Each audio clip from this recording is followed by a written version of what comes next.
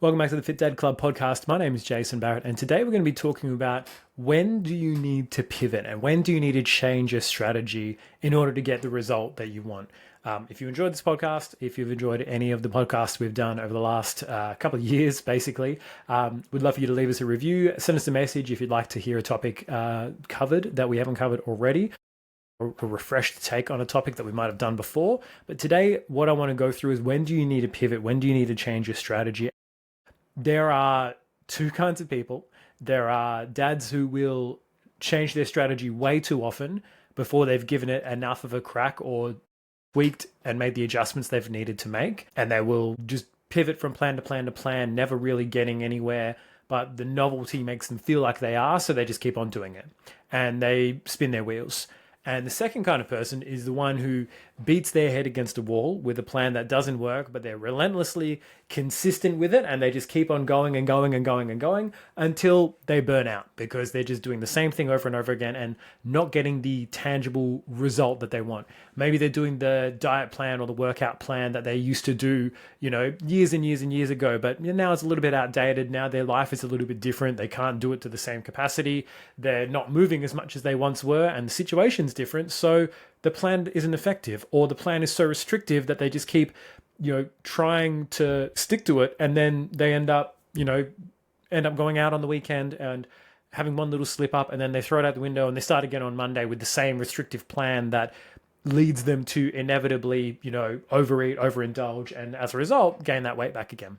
So no matter which of these camps you're in, and you might also be in a middle ground camp or someone who's not doing any plan at all, what you need to know is if you are planning on going forth on a plan, going forth on losing fat, the first thing you need to do is set your expectations and set your goals and your parameters.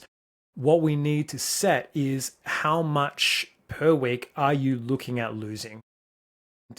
That is kind of the key indicator for what your results are going to be, right? I'm on a muscle gain phase at the moment, and my goal is to gain about 1% of my body weight a month. So it's about 800 grams a month. So it's day to day, the scale is not going to move very much, if at all. It's going to be like 1 to 200 grams a week on average that I'm looking to gain, right? And you can only see those changes when you zoom out into the big picture, right? You're not going to see those on a day-to-day basis. You're going to see them in the general trend. Now, if you're looking to lose weight, you're often looking to lose 1% a week as opposed to gain 1% a month, right? So those changes on the scale will be a lot more dramatic. But you don't want to take just your day-to-day measurement. You want to go, what is this week's average been? What is last week's average been? And to me, a stall or a cause for any kind of a pivot is usually between 10 days and 2 weeks, right? So between 10 and 14 days is when you should really look at pivoting. Now, there is an asterisk here. And that asterisk is, given that you are sticking to the fucking plan, right? There is no point in changing a plan that you are not sticking to. There is no point in adjusting a way of doing something if that's not the way that you've been doing it. More than anything, what matters is that you stick to the plan to get a certain amount of data, of information of what does work and what doesn't work. Because if you don't stick to a plan, then there's no point in changing that plan and adjusting that plan itself. Now, in saying that, there are obviously times when a plan is unsustainable and it's like, cool, I can't stick to this physically and I'm finding it difficult to stick to. All right, well then what are the adjustments you can make so that there is something that's more reasonable for you to stick to? So it's not a one size fits all. There is a bit of a balance here that needs to be struck between this plan isn't working and I've been sticking to it. Let's change it from there. Or the situation might be, I'm unable to stick to this plan because it's too restrictive. Or it might be, I've not been following the plan. I've been kind of doing whatever I want and pretending I'm following a plan.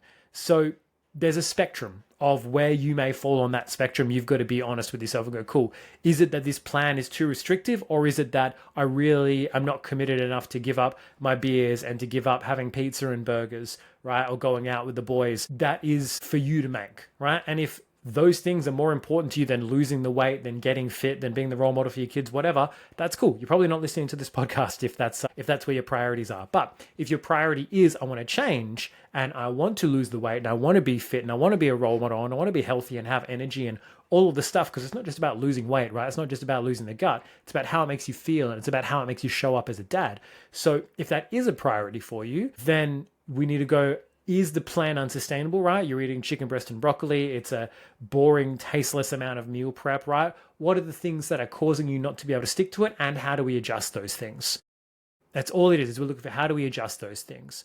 And again, that sort of 10 days to 2 weeks is the period of time we're looking at. And if what you are doing in that 10 days to 2 weeks, you're sticking to it and it's not working, then we look at adjustments. Then we look at changing things.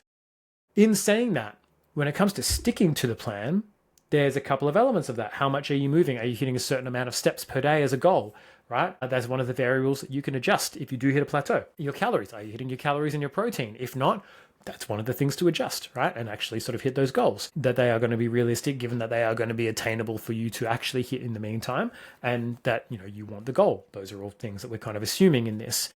The other things that we look at are things like sleep and stress. Now, sleep and stress can play such a big role where even if you stick to a great plan and even if it's going to be proven to get you the results, a lack of sleep, like really poor sleep and a high level of stress, can be things that will enormously impact how much weight you will lose. And if you lose that weight from muscle mass or from fat, and if you just stall out, and if you just don't lose any more weight, because sleep is where a fucking vast majority of the magic happens. It's where so much of your ability to lose weight, to regulate your emotions, to regulate your hormones comes from, is having that extended period of rest for your body. If you're not getting that, that's got to be something that you focus on. That's got to be like a key thing, because if you've got so many environmental stresses and your cortisol is constantly spiked and you're constantly in a state of fight or flight and you're constantly stressed out about things and you're not sleeping well, all of that is going to add up. No matter how low your calories go, no matter how much cardio and fucking training you're doing, it only makes it worse for a lot of people, right? So make sure that those things are in order, that your recovery is in order, you're drinking plenty of water, you're not, even if it's within your calories, your diet doesn't consist of, ice cream and beer and protein powder, right? Which you still lose weight on, but if that's going to affect your sleep, it's going to affect the way you wake up in the morning, all of that kind of stuff is going to be impacted by it. So given all of that, those are the things we need to be aware of before we even start making changes. Have you stuck to the plan, right? And if you have, we can make changes. If you didn't stick to the plan, is it because it was too restrictive or not suitable for your lifestyle, or you need to find an adjustment from that perspective, which sometimes requires a coach and requires help. I just got off the call with one of our new clients, and for him, he's like, look, I still want to be able to have a couple of beers with my wife on the weekend. I'm like, cool. Well, if we want to allocate in about 6 beers, let's take 200 calories from 2 or 3 days either side of that, weekend, and we can fit that in and make it work, and it won't impact your week as long as that day still stays in. If we're just going in and say, cool, no alcohol at all, maybe he would have struggled. Maybe it would have been a little bit more restrictive and he would have ended up saying, oh, this isn't for me, or I can't stick to this. Those are the things that a coach can help you through, is finding a better method and a better strategy to actually get the results by pivoting the plan if it's too restrictive. Finally, if you're not sticking to a plan because you are not that committed, then you've got to find that commitment, and you've got to find the relationship between the actions you're taking, the walks you're going on, the meal prepping, the eating of the, slightly blander food. I'm not going to lie, right?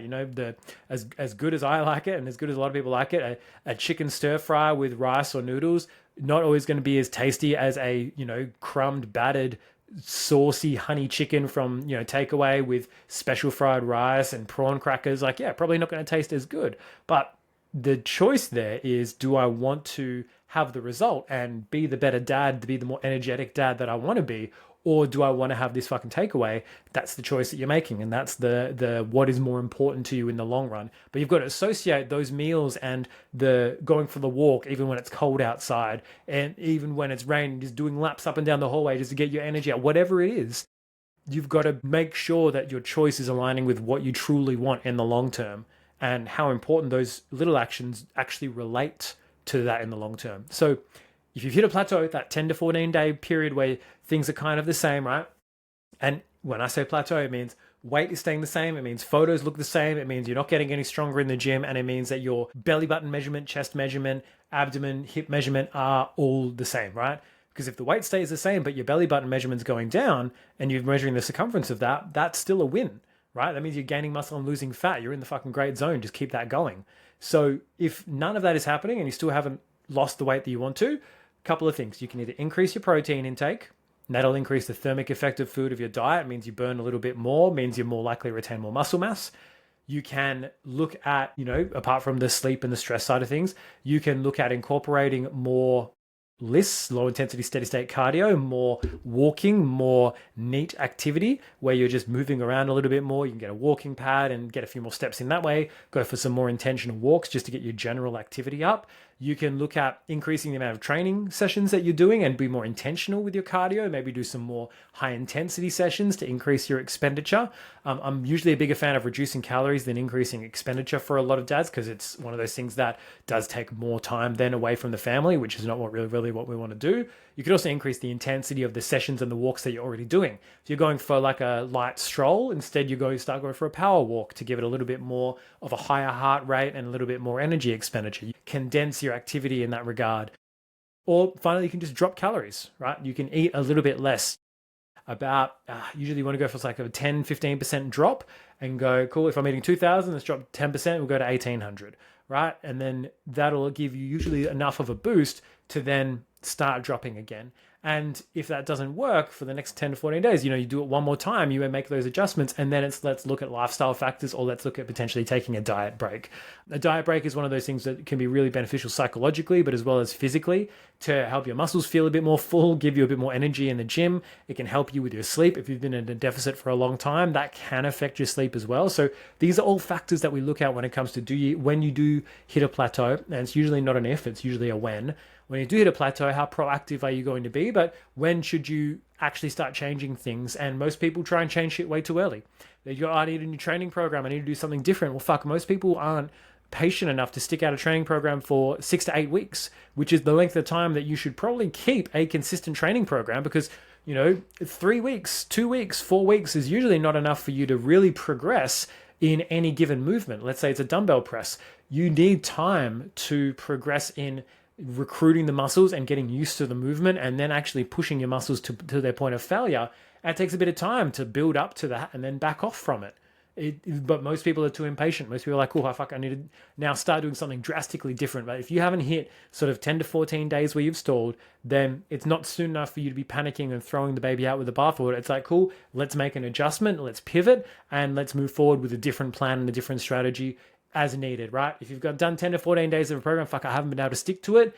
How can I stick to it? How can I change things so that it is more reasonable for me? How can I make it work for me in, whatever that looks like? I like to eat big meals. Cool. Do intermittent fasting where you do 2 big meals a day, or 1 really big meal at dinner, right? And just have a protein shake in the morning. There's ways around these things, but you've just got to be able to be creative and have someone in your corner who knows how to do that. And if you want that to be us, head to fit-dad.club. We can book in a call, talk about where you're at, where you want to be, and what we can do to help you bridge that gap. And till I see you guys next time, peace out.